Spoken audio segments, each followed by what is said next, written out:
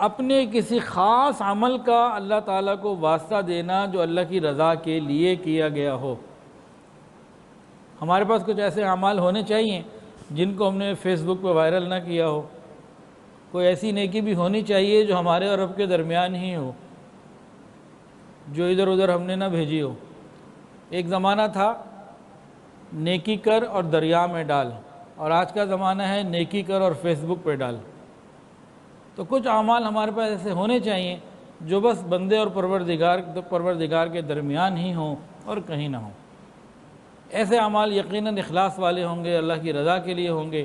ہم کہیں پھنس جائیں کسی جگہ، ان اعمال کا واسطہ دیں، اللہ راستے نکال دیں۔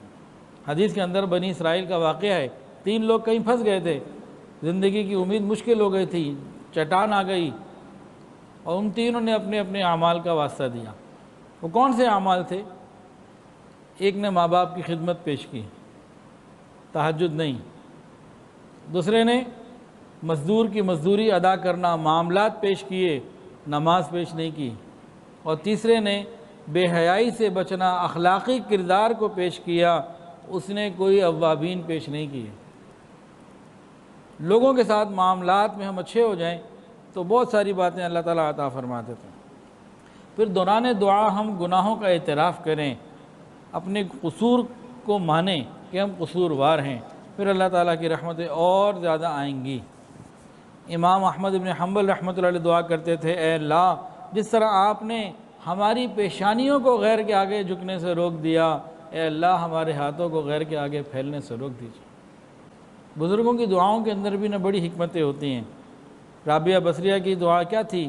اے اللہ رات کا آخری پہر ہے، دنیا کے سب بادشاہوں نے اپنے دروازے بند کر لیے، اے اللہ تیرا در اب بھی کھلا ہے، مجھے اپنی رحمت سے عطا فرما دے۔ اسی طرح انہی کی ایک دعا ہے، اے اللہ آپ تو آسمان کو زمین پر گرنے سے روکے ہوئے ہیں، اے اللہ شیطان کو میرے اوپر مسلط ہونے سے بچا لیجیے۔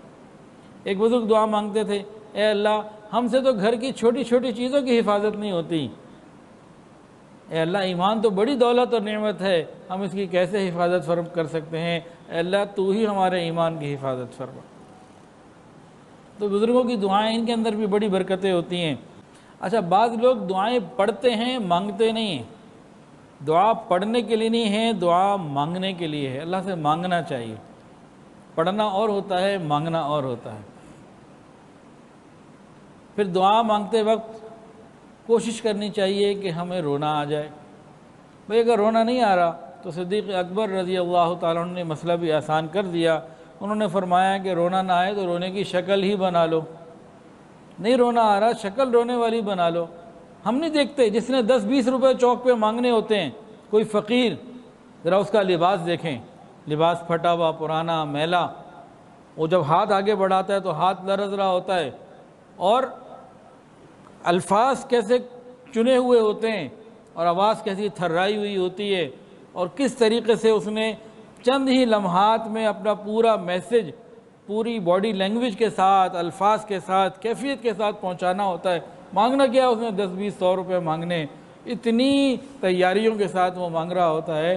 ہم نے تو اللہ سے اللہ کو مانگنا ہے، اللہ سے جنت مانگنی ہے، اللہ سے نبی علیہ السلام کا دیدار مانگنا ہے، اللہ سے قبر کی آسانیاں مانگنی ہے، اللہ سے دنیا اور آخرت کی عزتیں مانگنی ہے، اولاد کے لیے نعمتیں مانگنی ہیں۔ ہم نے تو اتنا کچھ مانگنا ہے، تو ہمیں کتنا کچھ کرنا چاہیے۔ کبھی کسی فقیر کو دیکھیں نا کسی چوک پہ، سڑک پہ، اس کی کیفیت کے اوپر غور کریں۔ ہو سکتا ہے اس کے بعد گھر میں صاف ستھرے کپڑے پڑے ہوں، لیکن وہ جب مانگنے کے لیے آئے گا تو وہ پورا اس کا سراپا منگتا بن کر آئے گا، وہ سراپا منگتا بن جائے گا، اس کی ہر چیز سے نظر آ رہا ہوگا یہ فقیر ہے۔ تو ہم بھی تو فقیر ہیں نا، بے نیازی کیوں دکھائیں بھائی؟ جس نے 150 مانگنے ہیں وہ اتنے کام کرے، اور ہم نے اللہ سے اتنا کچھ مانگنا ہے، تو ہم شکل بھی رونے والی نہ بنائیں، الفاظ بھی ہمارے ایسے ویسے ہوں، اللہ دینا ہے دے دے، نہیں دینا نہ دے، یا یہ کہنا بھائی ایک دفعہ دے دے، وہ ایک دفعہ کیوں دے دے، یا بھائی ایک ہی، کئی لوگ بس مجھے یہ چیز چاہیے بس اور کچھ نہ ملے، یہ بیوقوفی کی باتیں ہوتی ہیں۔ کئی لوگ جی ہمیں دنیا نہیں چاہیے بس آخرت مل جائے، تھوڑے رہ گئے ہیں ایسے، اب تو سب دنیا والے ہیں، آخرت والے تو بہت تھوڑے رہ گئے ہیں۔ لیکن بعض ہوتے ہیں کہ وہ خوب مال ہوتا ہے، وہ کہتے ہیں بس دنیا بہت مل گئی، اب دنیا نہیں چاہیے، اب بس آخرت ہی مانگتے، دنیا مانگنا برا سمجھتے ہیں۔ تو باتیں غلط ہیں، اللہ سے مانگنا ہے، خوب مانگنا ہے، کھل کے مانگنا ہے، اور ایک ہی مقصد کے لیے بار بار مانگنا، بار بار مانگنا۔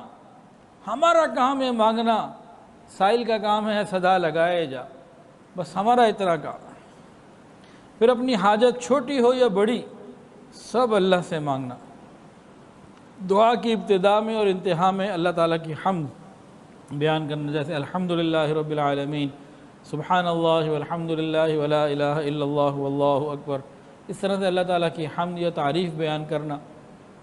تو سب سے پہلے اللہ کی حمد بیان کرنا، اور اس کے بعد درود شریف کا پڑھنا۔ اگر انسان دعا میں درود شریف نہ پڑھے اول آخر، تو اس کی دعا راستے میں اٹک جاتی ہے، اوپر نہیں پہنچتی۔ تو نبی علیہ السلام کے اوپر درود پڑھنا، پہلے اللہ تعالیٰ کی حمد، پھر نبی علیہ السلام کے اوپر درود، یہ معاملہ ہے، پھر آگے بڑھتی ہے بات۔ دعا مانگتے ہوئے تکلف سے بچنا، بتکلف الفاظ کا چناؤ، قافیہ بن رہا ہے اور ارادتاً جو ہے نا لہجہ بنایا جا رہا ہے، اور جیسے تلاوت کرنے کا ایک لہجہ، ایک خاص ایک ٹون دی جا رہی ہے، تو ان چیزوں سے بچنا۔